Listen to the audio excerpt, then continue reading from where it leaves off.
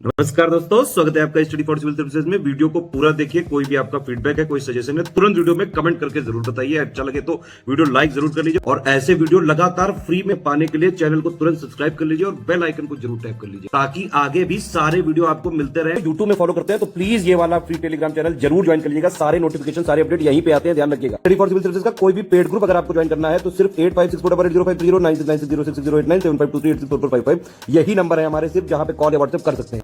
Instagram पे हमारा page जरूर फॉलो कर लीजिएगा, स्टडी फॉर सिविल .सर्विसेज है। ट्विटर पे हमको जरूर फॉलो कर लीजिएगा, @study for civils है। सारे क्वेश्चन अटेम्प्ट करिए और स्कोर अपना तुरंत कमेंट करके बताइए। आपके प्रीलिम्स एग्जामिनेशन के लिए मॉक टेस्ट की हमारी श्रृंखलाएं चल रही थी और इसमें ये सेक्शन वाइज टेस्ट आप देखते हैं वीडियो के माध्यम से। ज़्यादा लंबा वीडियो भी नहीं होता है, प्रश्नों की संख्या भी सीमित है, लेकिन बहुत सारी जो महत्वपूर्ण इन्फॉर्मेशन है वो आप तक पहुंचती है। आप एक अच्छा रिवीजन कर पाते हैं, नई जानकारियों से रूबरू हो पाते हैं। तो शुरू करते हैं अच्छे काम को बिना देर किए। यहाँ देखें, पहला क्वेश्चन आपसे पूछा जा रहा है, अच्छा जो ये टेस्ट आप देने जा रहे हैं इसका सब्जेक्ट क्या है।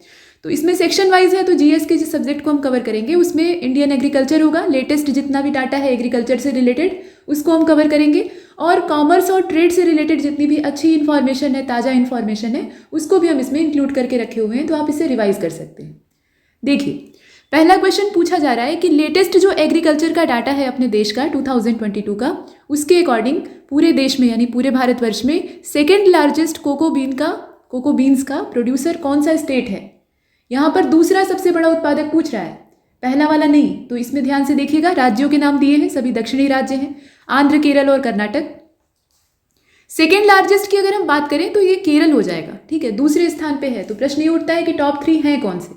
तो पहले स्थान पर आंध्र है, उत्पादन के मामले में अगर देखा जाए तो आंध्र का पहला नंबर है। दूसरा आपने देख ही लिया, कर्नाटक का तीसरा स्थान है। इसके बाद दूसरे नंबर के प्रश्न को देखते हैं। यहाँ भी वही लेटेस्ट डाटा के अकॉर्डिंग आपको बताना है कि कॉटन का प्रोडक्शन करने के मामले में पहले नंबर पे कौन सा राज्य है, यानी कपास का सबसे बड़ा उत्पादक कौन है अपने देश में। ये देखें आप, काली मिट्टी वाले क्षेत्रों का यहाँ दिया हुआ है, जैसे मध्य प्रदेश, महाराष्ट्र, गुजरात और तेलंगाना।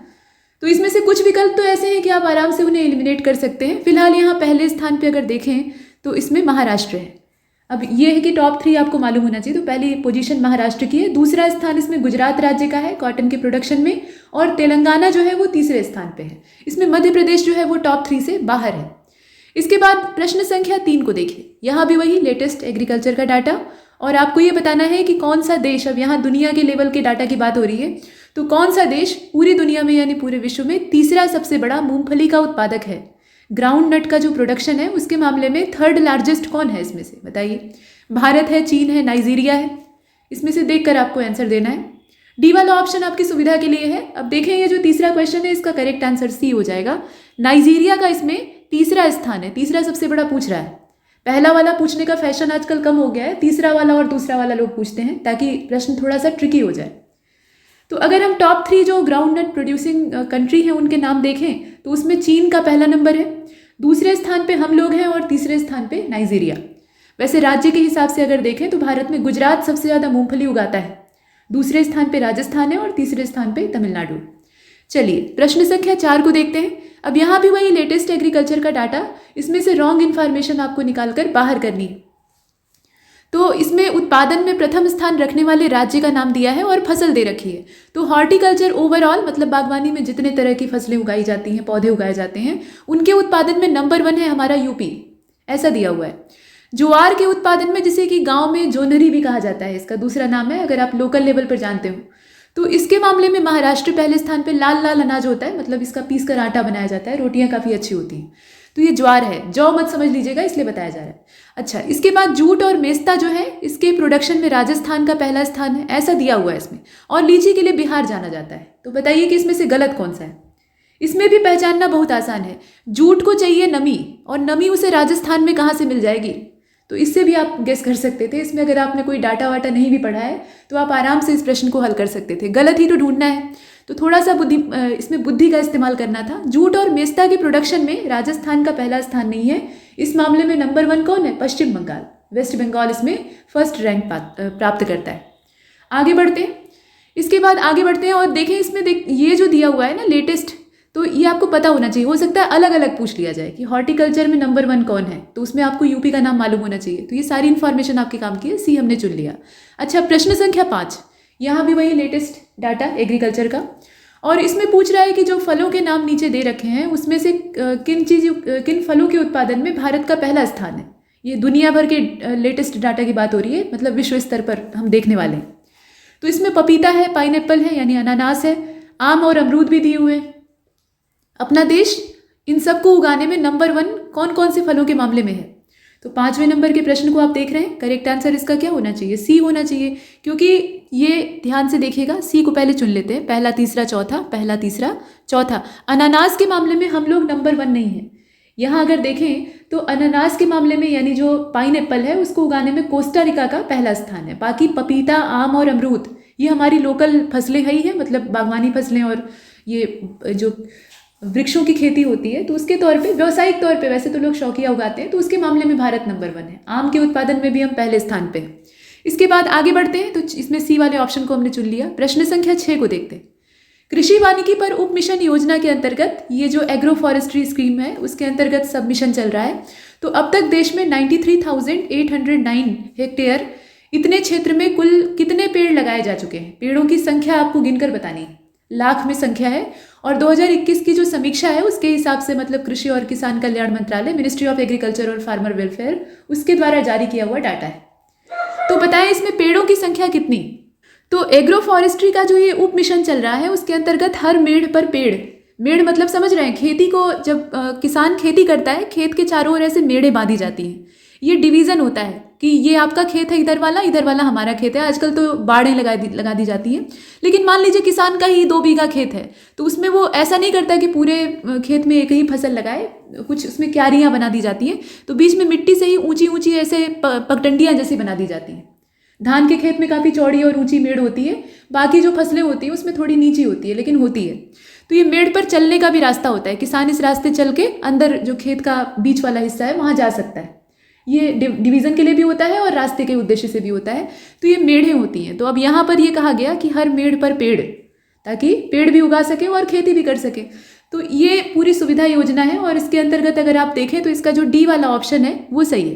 ठीक, 400 लाख पेड़ लगाने का जो लक्ष्य है वो इसमें प्राप्त कर लिया गया है। अब इसमें देखें आपकी पूरा जो हेक्टेयर क्षेत्र है वो भी काफ़ी बड़ा है। तो 400 लाख पेड़ भी जो है उस तादाद में देखे जाएँ तो बहुत ज़्यादा नहीं कहे जा सकते हैं। ठीक, और कृषि वानिकी का ये जो उप मिशन है ये शुरू किया गया था 2016-17 में, ये पीछे का है। तो अब तक इतना इसमें अचीव किया गया है। इसके बाद प्रश्न संख्या 7 को देखते हैं। प्रधानमंत्री किसान मानधन योजना के अंतर्गत कुल कितने लाख किसानों का नामांकन किया गया है, अब तक कितना नॉमिनेशन हो चुका है बताइए। और ये जो समीक्षा है उसमें कृषि और किसान कल्याण मंत्रालय, वही मिनिस्ट्री काम कर रही है। इसमें संख्या आपको बतानी, तो इसमें सीधा आपको रेगुलर इसका पता होना चाहिए। ये अगर आप एग्जैक्ट आंकड़ा देखना चाहते हैं तो 21,42,718 किसानों का अभी तक पंजीकरण किया जा चुका है, ये जानकारी प्राप्त हुई है। तो उसके हिसाब से अगर हम इसमें देखें तो जो ए वाला ऑप्शन है वो ज़्यादा सही दिखाई देता है। ठीक है, इसके बाद आगे बढ़ते हैं, प्रश्न संख्या 8 को देखते हैं। कभी कभी क्या होगा ना, पूरा डाटा आपको दे देगा, एकदम जो रेगुलर डाटा है, और यहाँ पर दशमलव में दिया हुआ है। अब इसके बाद देखिए 8वें क्वेश्चन में आपसे कहा गया कि प्रधानमंत्री किसान सम्मान निधि स्कीम जो है उसके अंतर्गत अब तक करीब 1.6 लाख करोड़ रुपए से भी ज़्यादा सीधे कितने ज़्यादा, मतलब कितनी संख्या में किसानों को हस्तांतरित किए जा चुके हैं, उनके बैंक अकाउंट में भेजे जा चुके हैं। किसानों को सपोर्ट देने के लिए सरकार की ये स्कीम है। तो कितने किसानों को इसका लाभ मिल चुका है, ये भी वही लेटेस्ट डाटा है, बताइए। इसमें किसानों की संख्या दी हुई है, आप देखकर बताएं। देखें करेक्ट आंसर हो जाएगा करीब 11.54 करोड़ से भी ज़्यादा किसानों को इसका लाभ प्रत्यक्ष हस्तांतरण किया जा चुका है। तो इसमें से हम चुनेंगे किसको, बी वाले ऑप्शन को, ये हमने देखा। इसके बाद 9वें नंबर के प्रश्न में आपसे पूछा जा रहा है कि राष्ट्रीय कृषि विकास योजना जो है उसके अंतर्गत देश में कितने ग्रीन हाउस स्थापित करने के लिए 0.30 करोड़ रुपए की धनराशि जारी की गई है। और ये भी वही मिनिस्ट्री ऑफ एग्रीकल्चर और फार्मर्स वेलफेयर ये पूरा जो इसका लेटेस्ट डाटा है उसको जारी करता है। तो बताएं इसके हिसाब से, ये एक रिव्यू रिपोर्ट है। अब इसमें आपको संख्या बतानी है। तो 9वां क्वेश्चन आप देख रहे हैं, बताइए इसमें से करेक्ट आंसर क्या होना चाहिए, ए होना चाहिए, तीसरा। ठीक, ये जो 3 आप संख्या देख रहे हैं ये सही है। मतलब ये है कि देश में 3 ग्रीन हाउस की स्थापना के लिए जो धनराशि जारी की गई है उसकी मात्रा कितनी है, ये 0.3 करोड़ है, मतलब 0.30 करोड़, ये आपने देखा। इसके बाद आगे बढ़ते हैं, तो इसमें से ए वाले ऑप्शन को चुना है, यहाँ आप निशान अच्छे से देख लें। 10वें नंबर के प्रश्न को देखते हैं भाई। यहाँ देखिए फार्म मशीनरी सॉल्यूशन एप्लीकेशन है। इस पर कितने सेवा प्रदाताओं द्वारा करीब 1,64,011 से भी ज़्यादा मशीनों को किराए पर लेने के लिए पंजीकरण किया गया है। तो ये सूचना है। अब इसमें आपको बताना है कि कितने सेवा प्रदाता जो हैं उनके द्वारा ये किया गया है। इसमें संख्या दी हुई है जो कि अप्रॉक्सीमेट है, एग्जैक्ट नहीं है। अब ये 10th क्वेश्चन, करेक्ट आंसर इसका बी होना चाहिए 42,000। इसमें जो संख्या है वो कितनी होनी चाहिए? 42,000 होनी चाहिए, जिसे कि हमने चुन लिया। और ये बहुभाषी मोबाइल एप्लीकेशन है, एग्रीगेटर प्लेटफॉर्म है मशीनरी सॉल्यूशन के लिए। इसमें आपने देखा। आगे बढ़ते हैं, प्रश्न संख्या 11 को देखते हैं। प्रधानमंत्री कृषि सिंचाई योजना प्रति बूंद अधिक फसल कार्यक्रम के अंतर्गत 2015-16 का जो सत्र था उससे लेकर अब तक पूरे देश में सूक्ष्म सिंचाई के पहल के अंतर्गत, देखिए सिंचाई हम लोग करते हैं तो पानी ज़्यादा, ज़रूरत से ज़्यादा कभी कभी डाल दिया जाता है, और अक्सर जो मैदानी इलाके हैं वहाँ आवश्यकता से अधिक पानी खेत में चला जाता है। इससे मृदा अपरदन और मृदा की गुणवत्ता तो खराब होती ही है, साथ में पानी की बर्बादी भी होती है। तो फसल भी अच्छी ना हो, पानी भी ज़्यादा लगे, ये अच्छी बात नहीं है। तो इसलिए पानी का एक किफ़ायती इस्तेमाल और फसल की बढ़िया उपज, ये इसमें लक्ष्य बनाया गया। तो आप ये बताएं कि कितने हेक्टेयर का क्षेत्र जो है वो सूक्ष्म सिंचाई के अंतर्गत यानी माइक्रो इरिगेशन के अंतर्गत कवर किया गया है, बताइए इसमें। तो 11th क्वेश्चन को आप देख रहे हैं और इसका जो राइट आंसर है वो इसमें डी हो जाएगा, 59 लाख। ठीक है, 59 लाख हेक्टेयर का जो क्षेत्र है उसको कवर कर लिया गया है, ये पहली बार हुआ है। ठीक, अब आगे चलते हैं, प्रश्न संख्या 12 को देखते हैं। यहाँ पर सेलाइन एल्कलाई जो मिट्टी है, सॉयल है, उससे रिलेटेड कुछ इन्फॉर्मेशन दी हुई है। तो सोडियम क्लोराइड इसमें बहुत ज़्यादा होता है, नमक की मात्रा बहुत ज़्यादा होती है, और इसमें परासरण दाब यानी जो ऑस्मोटिक प्रेशर होता है वो बहुत ज़्यादा होने की वजह से पौधे पानी को आसानी से अंतरा परासरण के द्वारा अवशोषित नहीं कर पाते हैं। ठीक है, जो इंडो ऑस्मोसिस होती है उसके अंतर्गत ये वाटर को ईजिली एब्जॉर्ब नहीं कर पाते हैं, पौधों को दिक्कत होती है पानी एब्जॉर्ब करने में। और इसमें उगने वाले जो पौधे होते हैं, ऐसा नहीं है कि सारे पौधे इसमें नहीं उग सकते हैं, कुछ जो दुर्लभ पौधे होते हैं वो इसके अंदर पैदा होते हैं जो कि बड़े जीवट होते हैं, तो उनको लवणोद्भिद कहा जाता है। ठीक है, उनके लिए जो शब्द इस्तेमाल होता है वो होता है लवणोद्भिद, यानी लवण में उद्भिद होने वाले, उत्पन्न होने वाले। तो आप ये बताइए कि इसमें गलत कौन सा है। ये 3 इन्फॉर्मेशन है, नीचे विकल्प दिया हुआ है। तो 12वां प्रश्न आप देख रहे हैं, कोई भी डाटा इसमें से गलत नहीं है। डाटा क्या, ये एक तरह की सूचना है और इसमें सारी चीज़ें सही कही गई हैं, ये सारी इन्फॉर्मेशन परफेक्ट है, डी को चुन लिया, गलत कुछ भी नहीं। प्रश्न संख्या 13 को देखते हैं। मुख्य रूप से मरूदभिद पौधे जो होते हैं यानी ज़ेरोफाइट्स प्लांट्स जो होते हैं, जेरोफेटिक प्लांट जो होते हैं, उसमें अगर देखें तो कौन सी मिट्टी में ये ज़्यादा उगते हुए दिखाई देते हैं, मतलब इन्हें उपजने के लिए कौन सी मिट्टी की आवश्यकता होती है। तो इसमें अगर देखा जाए तो चिकनी मिट्टी, दोमट मिट्टी, ह्यूमस मिट्टी यानी क्ले सॉयल, लोम सॉयल और ह्यूमस सॉयल दिया हुआ है। बताइए इसमें से कौन सा होगा। इसका जो करेक्ट आंसर है वो डी हो जाएगा। इसमें से कोई भी मिट्टी ऐसी नहीं है जिसमें कि ये आसानी से उपज जाए, क्योंकि मरूदभिद पौधे वहीं पर उगते हैं जहाँ पर सिर्फ बलुई मिट्टी होती है, यानी रेत होती है मूल रूप से, उसमें बाकी जो अवयव हैं उनकी तादाद कम होती है। करीब 85% उसमें रेत ही होती है, बालू ही होता है, बाकी 15% के आसपास चिकनी मिट्टी और थोड़ी सी जो सिल्ट है वो पाई जाती है। तो इसमें से हम नॉन ऑफ दीज को चुनते हैं। प्रश्न संख्या 14 को देखते हैं, कौन सा विकल्प सही सुमेलित नहीं है। गोल्डन फाइबर रिवॉल्यूशन जो है ये जूट के उत्पादन में वृद्धि के लिए लाई गई थी, और सिल्वर फाइबर रिवॉल्यूशन जो है वो असल में कपास के उत्पादन में वृद्धि के लिए आती है, कॉटन का प्रोडक्शन बड़े पैमाने पर हो, और धूसर क्रांति यानी ग्रे रिवॉल्यूशन जो है ये उर्वरक के उत्पादन को बढ़ाती है। तो बताएं कि इसमें जो क्रांतियों यानी रिवॉल्यूशंस के नाम दिए हुए हैं कौन सा इसमें से गलत है। 14वें क्वेश्चन को आप देख रहे हैं, करेक्ट आंसर इसका डी हो जाएगा, कुछ भी गलत नहीं है, जितनी इन्फॉर्मेशन है सभी पक्की है और ऐसे प्रश्न पूछे जाते हैं। देखिए 15वां प्रश्न, इसमें पूछा गया कि कौन सी लौकी की वैरायटी है, मुख्य वैरायटी है। यहाँ पे प्रमुख किस्मों के नाम दिए, नहीं तो वैसे तो बहुत सारी किस्में हैं, कितना याद करेंगे, लेकिन जो मुख्य है उतना पता होना चाहिए। तो इसमें पूसा लाल है, पूसा मेघदूत है, पूसा रत्ना है और अर्का प्रगति है, अच्छे अच्छे नाम हैं। देखें अब इसमें लौकी की वैरायटी के तौर पे अगर देखा जाए तो करेक्ट आंसर इसका बी होना चाहिए। ये पूसा मेघदूत जो है ये असल में लौकी की वैरायटी, ठीक है, ये बॉटल गार्ड की वैरायटी है। बाकी जितने हैं ना उनको भी जानना आवश्यक है, ये माफ़ कीजिएगा, इसका जो बी वाला ऑप्शन है पूसा मेघदूत, पूसा लाल और पूसा रत्ना, अर्का प्रगति, ये सारी प्याज की वैरायटी है, ये लौकी की नहीं है, सिर्फ बी वाला। इसके बाद 16वें नंबर के प्रश्न को देखिए, कौन सा विटामिन बैगन में नहीं पाया जाता है। एक समय था कि लोग मानते थे कि बैगन जो है वो बेगुन होता है, मतलब उसके अंदर कोई गुण यानी गुण जो प्रॉपर्टी है वो नहीं पाई जाती, लेकिन बैगन के अंदर भी बहुत सारी क्वालिटी होती है, बहुत सारे विटामिन और मिनरल होते हैं। अब इसमें आप बताएं कौन सा नहीं पाया जाता है? तो थायरॉक्सिन, माफ कीजिएगा, थायमिन नहीं पाया जाता है। यहाँ पर आप देख रहे हैं थायमिन नहीं पाया जाता है, पायरिडॉक्सिन नहीं पाया जाता है, कोबालमिन नहीं पाया जाता है। क्या नहीं मिलता है? तो करेक्ट आंसर इसका सी होगा, कोबालमिन इसमें नहीं होता है। बैगन में अगर मुख्य तौर पे विटामिन देखें तो B1 और B6 पाया जाता है। विटामिन B1 और B6 की इसमें प्रचुरता होती है। और इसके साथ साथ पोटेशियम, कॉपर, मैग्नीशियम, मैग्नीज भी पाया जाता है, फास्फोरस भी होता है, और हाँ फोलिक एसिड भी होता है। देखकर यकीन नहीं होता लेकिन फोलिक एसिड भी इसमें होता है। तो कुल मिलाकर कोबालमिन इससे बाहर हो जाएगा और इसमें हम सी वाले ऑप्शन को चुन लेते हैं। चलिए अब आगे चलते हैं। प्रश्न संख्या 17 को देखते हैं। पीतवर्ण शिरा रोग यानी येलो वेन मोज़ेक डिजीज जो होती है, ये कौन सी फसल में होती है और सफ़ेद मक्खी की वजह से होती है, व्हाइट फ्लाई की वजह से होती है, ये बता दिया है। हो सकता है कि रोग के वाहक का नाम आपसे पूछ ले, लेकिन यहाँ पर किसको ये रोग पकड़ता है वो पूछा जा रहा है। तो अब बताइए इसमें। तो देखें करेक्ट आंसर इसका क्या होना चाहिए, सी वाला होना चाहिए। भिंडी में हो जाता है, भिंडी का ही ये रोग है मूल रूप से। हालांकि भिंडी के आसपास उगने वाले अन्य पौधे अगर संवेदनशील हैं तो उनको भी पकड़ सकता है, लेकिन मूल रूप से इसी में होता है। इसके बाद प्रश्न संख्या 18 को देखिए। यहाँ पर फैमिली और वेजिटेबल का नाम दिया है, बताएं कि गलत कौन सा है। तो एमेरिलिडेसी कुल का जो पौधा है या सब्जी है वो लहसुन है यानी गार्लिक, और लेगुमिनेसी कुल की मटर है, जबकि एम्बेरी फेरी जो कुल है यानी फैमिली है उससे बिलोंग करता है गाजर यानी कैरोट, और मालवेसी फैमिली का है पोटैटो यानी हमारा प्यारा आलू, सब्जियों का राजा। तो अब ये बताइए कि इसमें गलत कौन सा है। सुमेलित जो नहीं है वही आपको तलाशना है, और इसमें अगर आप ध्यान से देखें तो करेक्ट आंसर इसका डी होना चाहिए। मालवेसी कुल की तो भिंडी है। जरा आलू की फैमिली का नाम बताइएगा, ये कौन सी फैमिली का मेंबर है। ठीक है, ये आपके लिए प्रश्न है। वैसे मालवेसी कुल की जो है भिंडी होती है। इसके बाद प्रश्न संख्या 19 को देखते हैं। अब यहाँ पर कुछ फलों के नाम दिए हैं, मतलब अलग अलग फल हैं। आपको ये बताना है कि साइकोनस प्रकार के फल की श्रेणी में कौन सा आता है। साइकोनस टाइप का फ्रूट इसमें कौन है? तो बनाना, पियर और फिग, आंवला, ये सब का नाम दिया हुआ है। इसमें से देखकर बताइए। क्वेश्चन नंबर 19, अंजीर। अंजीर जो है वो इस वेराइटी में आता है, साइकोनस प्रकार का। बेरी टाइप का जो फल है उसमें केला का नाम आप रख सकते हैं। पोम प्रकार का अगर देखें तो नाशपाती होती है। कैप्सूल की वैरायटी जो है वो आंवले में पाई जाती है।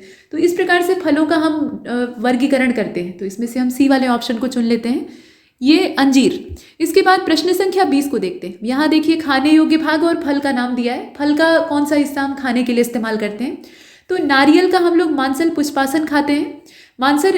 मांसल एरिल का सेवन करते हैं हम लीची में, और रसदार टेस्टा जो है वो सेब का हम खा लेते हैं, जबकि कॉन्टिलिडेंस जो है वो हम अनार का खाते हैं। ये सब दे रखा है, एडिबल पार्ट्स का नाम दिया है। बताइए कि इसमें से जो सही सुमेलित है वो कौन सा है।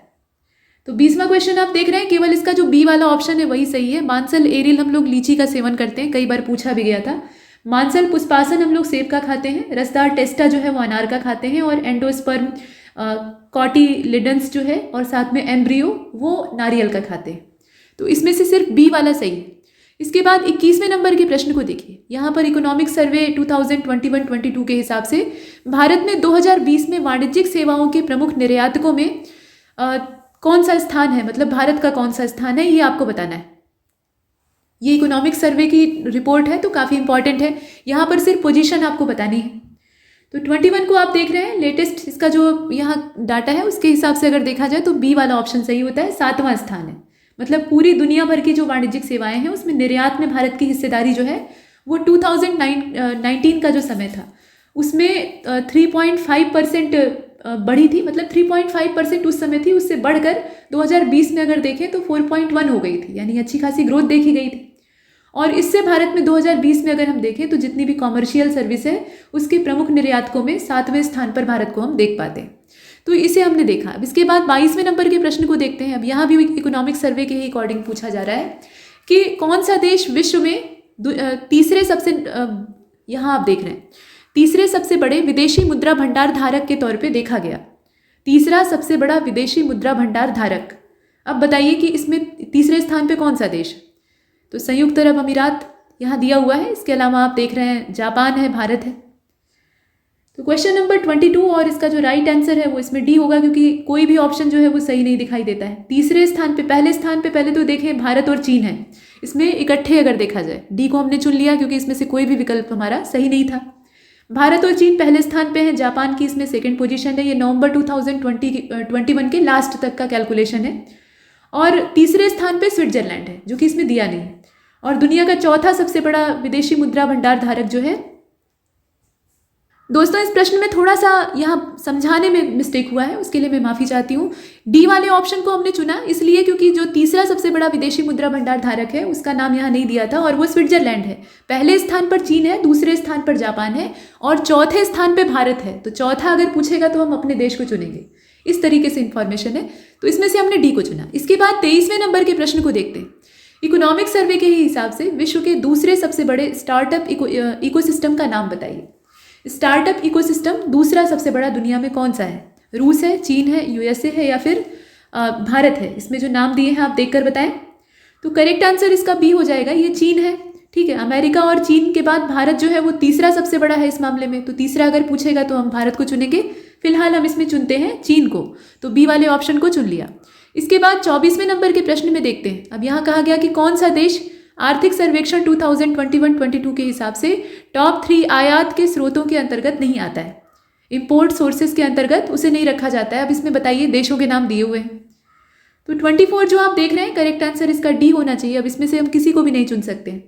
जो टॉप 3 यहाँ इंपोर्ट सोर्सेज के तौर पे हम देख पाते हैं तो चीन पहले स्थान पे आता है, उसके बाद UAE है और उसके बाद है USA यानी संयुक्त राज्य अमेरिका। तो इसमें से कोई भी चुनने योग्य नहीं था। आगे बढ़ते हैं। जो नहीं आता है वो बताना था, तो सभी आ रहे थे इसलिए हम इसमें से डी वाले को चुनते हैं। इसके बाद देखें 25 को। कौन सा कृषि उत्पाद आर्थिक सर्वेक्षण 2021-22 के हिसाब से टॉप 3 कृषि निर्यात उत्पादों में दूसरे स्थान पे है? अब यहाँ पे एग्रीकल्चरल एक्सपोर्ट प्रोडक्ट के तौर पे पूछा जा रहा है। तो इसमें से आप देखें, मैरिन प्रोडक्ट होगा या स्पाइसेस होंगे या फिर राइस होगा, बासमती के अलावा। अब इसमें बासमती को बाहर कर दिया है और इसके साथ साथ नॉन ऑफ दीज का ऑप्शन है। तो देखकर बताइए, दूसरे स्थान पर जो है उसका नाम आपको बताना है।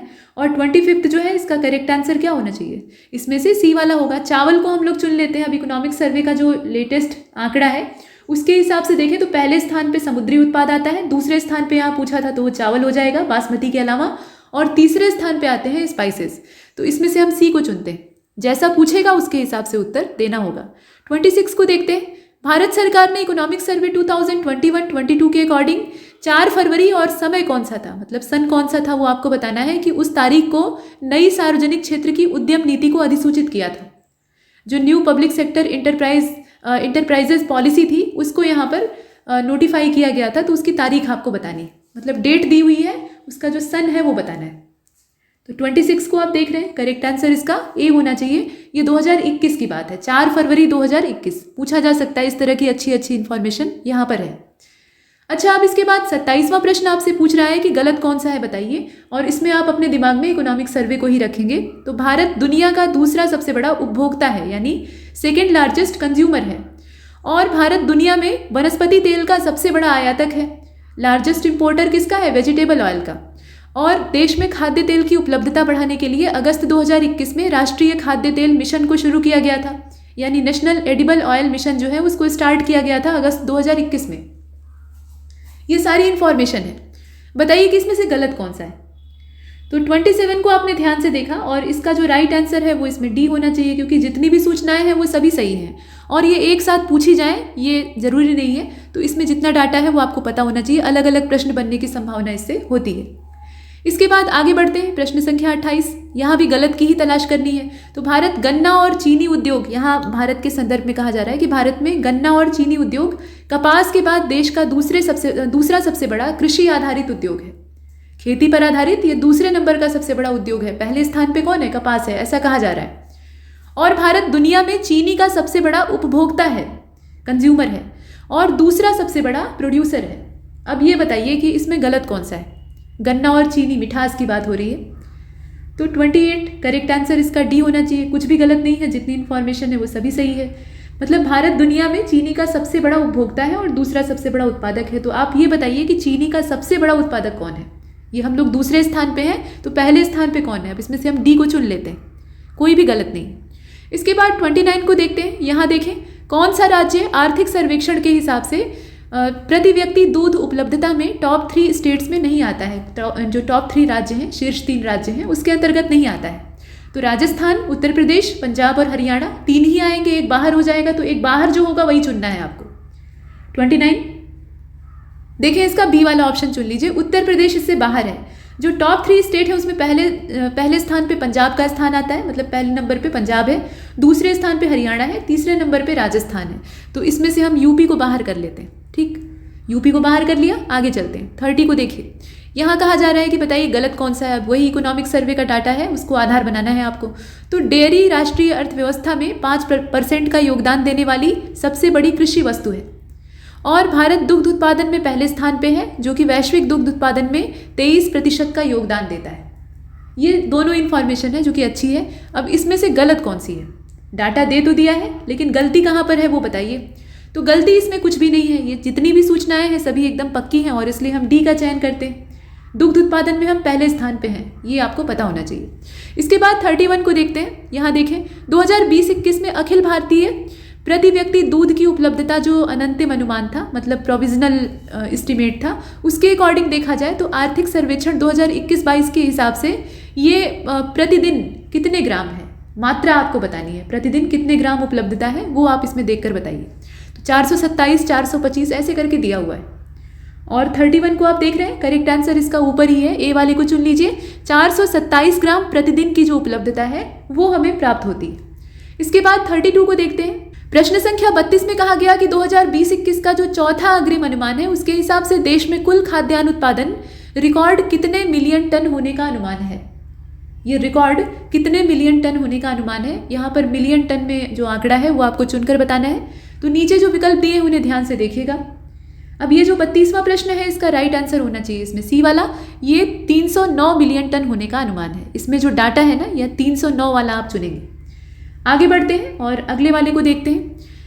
देखिए आप, ये चौथा अग्रिम अनुमान है तो यह क्रम ध्यान से देख लीजिएगा। प्रश्न संख्या 33 को देखते हैं। कौन सा देश अभी हाल फिलहाल में अपने QR कोड के लिए UPI मानकों को अपनाने वाला पहला देश बन गया है। मतलब जो UPI स्टैंडर्ड है उसके आधार पे QR कोड यहाँ अपना काम करेगा। तो इस मामले में पहला देश कौन सा बन गया? ये मलेशिया है, म्यांमार है, भूटान है, सिंगापुर है। इसमें देशों के नाम दिए हैं।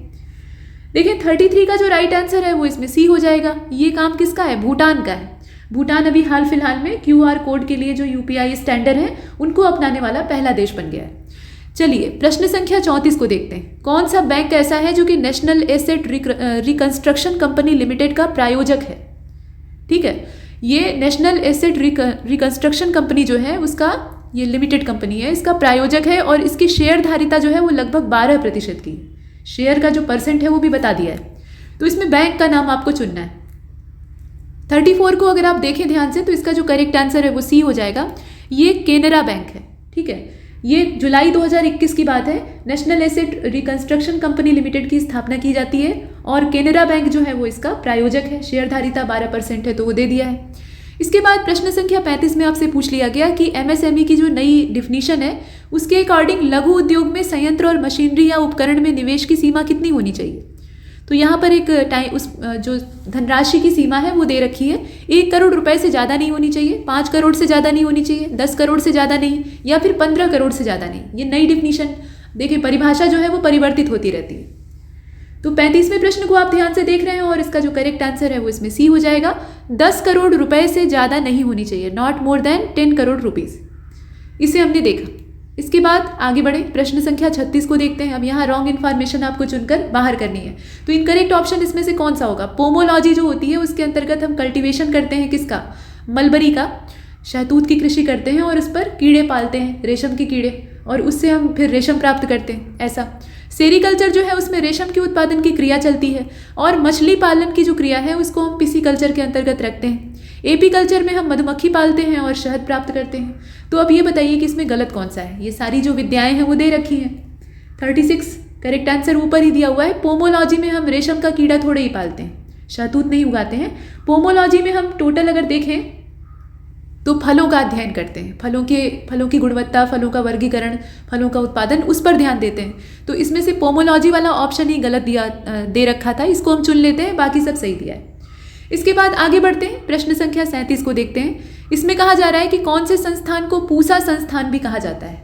ये पूसा आप लोग कई सारी फसल प्रजातियों के साथ भी जुड़ा हुआ देखते हैं।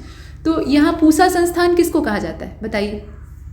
अब इसमें अगर देखा जाए तो ये जो बी वाला ऑप्शन है वो सही होता है। इंडियन एग्रीकल्चरल रिसर्च इंस्टीट्यूट है और ये है कहाँ पे, तो नई दिल्ली में है। इसकी जो लोकेशन है वो नई दिल्ली में है। इसमें से हम बी वाले ऑप्शन को चुन लेते हैं और इसे पूसा संस्थान के नाम से भी जाना जाता है। और भारतीय गन्ना अनुसंधान संस्थान कहाँ पे है, तो ये लखनऊ में है, आपको मालूम होना चाहिए।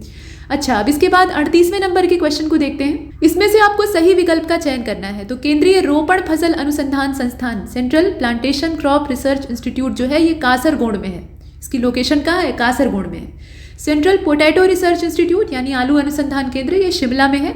और सेंट्रल शीप ब्रीडिंग फार्म ये कहाँ पे है, हिसार में है, यानी हरियाणा में है। तो अब ये बताइए कि इसमें से कौन सा होगा, मतलब कौन सा सही होगा। सही का चयन आपको करना है। 38 आप देख रहे हैं, करेक्ट आंसर इसका क्या होगा, डी हो जाएगा।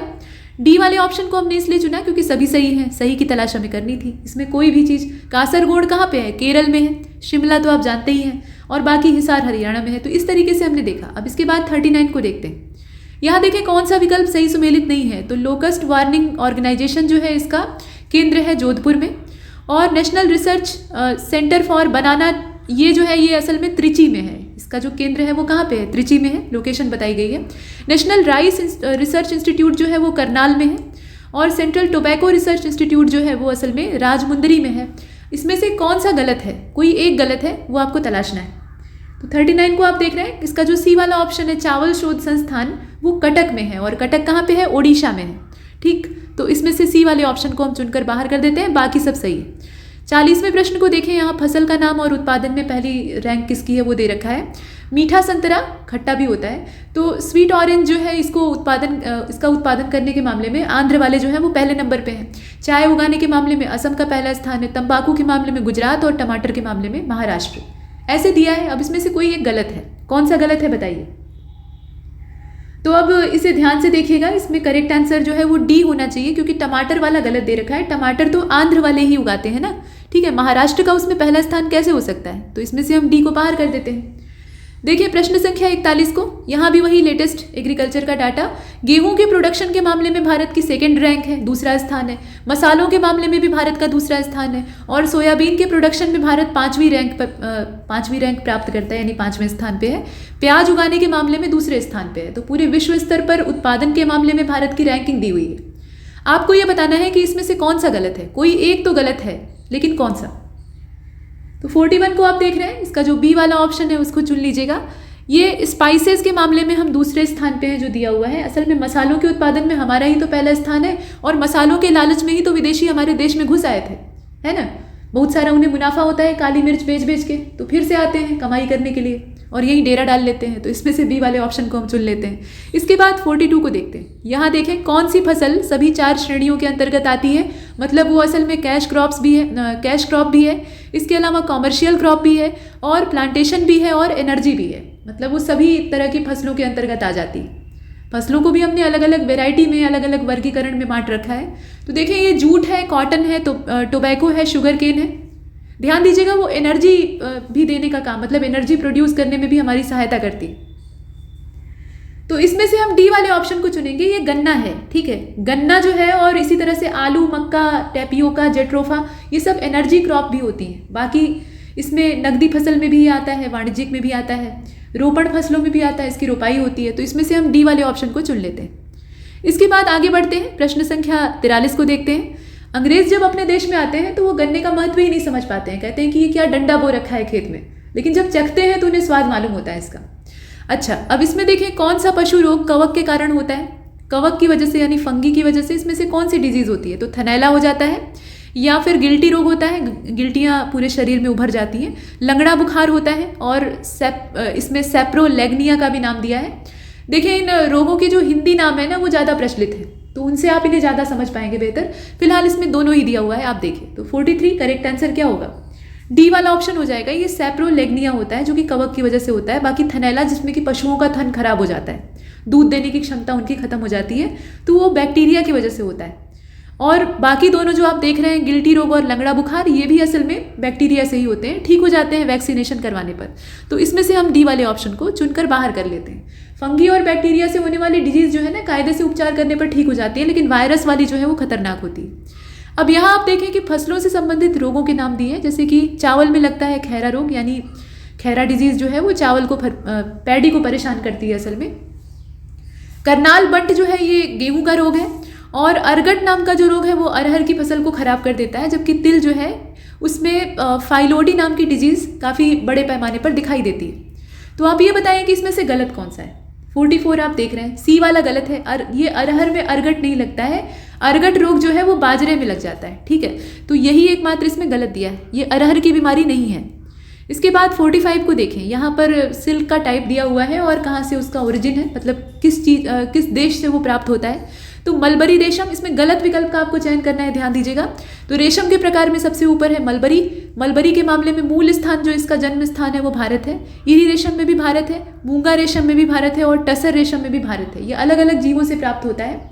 तो आप बताएं कि इसमें जो मूल स्थान दिया हुआ है कौन सा गलत है। 45 आप देख रहे हैं। देखिए मलबरी रेशम जो है ये चीन का, मतलब चीन की देन है। बाकी जितने हैं वो सब भारत से संबंधित हैं, उनका जो ओरिजिन है वो भारत में माना जाता है। तो मलबरी को हम इसमें से चुनकर बाहर कर लेते हैं और यही बड़े पैमाने पर उत्पादित भी होता है। इसके बाद प्रश्न संख्या 46, और ये जितने भी जैविक पदार्थों से प्राप्त होने वाले उत्पाद होते हैं ना, इसमें जीवों को तकलीफ पहुंचाई जाती है, मारा जाता है। तो अपरिपक्व अवस्था में ही रेशम के कीड़े को उबालकर मार दिया जाता है, खौलते पानी में डाल देते हैं तो वो मर जाता है। उसका जो खोल है उसको प्राप्त कर लेते हैं, कोकून, और उससे रेशम निकालते हैं। तो ये हिंसा है। इसके बाद देखते हैं आगे, गलत विकल्प का चयन करें। तो 2023 जो है वो बाजरे के लिए इंटरनेशनल ईयर है, मतलब इंटरनेशनल ईयर ऑफ मिलेट कहा जाता है। और इसके बाद दालों के लिए यानी पल्सेस के लिए जो इंटरनेशनल ईयर है वो 2016 था। 2015 को घोषित किया गया था सॉयल्स के लिए इंटरनेशनल ईयर, जबकि पोटैटो का जो इंटरनेशनल ईयर था वो 2012 था। तो ये सारी घोषणाएं हैं। अब इसमें से कोई एक गलत है, कौन सी गलत है बताइए। देखिए इसमें डी वाला गलत दिया हुआ है। ये जो 2012 का डाटा दिया हुआ है ना, आलू का अंतर्राष्ट्रीय वर्ष ये नहीं था। यहाँ अगर हम आलू के अंतर्राष्ट्रीय वर्ष को देखें तो वो 2008 था, ठीक है, 2012 नहीं। इसके बाद प्रश्न संख्या 47 में चलते हैं और यहाँ पूछ लिया गया कि कौन सा पोषक तत्व पौधों में विटामिन ए के निर्माण में मदद करता है। तो विटामिन ए का निर्माण पौधों में कैसे होता है? कॉपर की मदद से होता है, फास्फोरस मदद करता है, या जिंक या बोरान काम करते हैं, बताइए। 47 करेक्ट आंसर क्या होना चाहिए? इसमें तांबा होना चाहिए, और तांबा को अगर हम चुनेंगे तो कॉपर को चुन लीजिए, वही बात है। अंग्रेजी में यहाँ दोनों जगह लिख दिया है, कोई बात नहीं। तो विटामिन ए के निर्माण में ये सहायक होता है, बाकी आप देख रहे हैं। इसके बाद 48 को देखते हैं। अब यहाँ पूछा गया कि ट्रिट्रिकल जो है वो एक फसल प्रजाति, उसका वैज्ञानिक नाम दिया है। आपको ये बताना है कि ये कौन से मतलब कौन सी फसलों का संकर करके, कौन सी फसलों का क्रॉस करके प्राप्त की जाती है। इसका नाम है ट्रिट्रिकल, ठीक है। और ये गेहूं और राई के बीच में क्रॉस करने से प्राप्त होता है। धान और राई का संकर करते हैं तो प्राप्त होता है, या गेहूं और धान का क्रॉस कर देते हैं तो मिल जाता है। इसमें 48 को आप देख रहे हैं, और करेक्ट आंसर इसका क्या होना चाहिए? ए होना चाहिए। ये व्हीट और राई को आपस में जब मिलाते हैं, क्रॉस करते हैं, तो उसके नतीजे के स्वरूप में बनती है। 49 को देखिए, कौन सा विकल्प सही सुमेलित है? तो चने की जो वैरायटी है वो है पूसा चमत्कार, मटर की है पूसा प्रगति, और मसूर ये दलहन होता है तो इसकी है, सभी दलहन ही दिए हुए हैं, पूसा वैभव। ये सब पूसा का उत्पादन है। अब इसमें से कौन सा सही है ये आपको बताना है। तो करेक्ट आंसर इसका डी होना चाहिए, तीनों ही सही है, इसमें कुछ भी तो गलत नहीं है, और इसीलिए हम डी को चुनते हैं। और लास्ट क्वेश्चन को देखिएगा, इसमें पूछ लिया गया कि अंगूर में जो हेन एंड चिकन रोग लगता है वो बोरॉन की कमी से हो जाता है। माइक्रो न्यूट्रिएंट्स जब कम होते हैं तो ऐसी बीमारियां होती हैं। शलजम में वाटर कोर नाम की जो डिजीज़ है वो मैग्नीज की कमी से होती है। फूल गोभी का जो विप टेल रोग है वो जिंक की कमी से होता है। और नाइट्रोजन अगर कम हो जाए तो फूल गोभी में बटनिंग होने लगती है। आपको ये बताना है कि गलत कौन सा है। 50वां प्रश्न आप देख रहे हैं। करेक्ट आंसर इसका सी होगा। विप टेल डिजीज जो है ये असल में मॉलिब्डेनम की कमी से होती है, न कि जिंक की कमी से। तो इसमें से हम सी वाले ऑप्शन को चुनकर बाहर कर लेते हैं, बाकी सब ठीक दिया है। तो यहाँ तक ये मॉक टेस्ट कंप्लीट होता है, और ऐसे बहुत सारे आपको मिलते रहेंगे। लगातार देखते रहिए, अभ्यास करते रहिए। इसमें इतना ही, तब तक के लिए नमस्कार।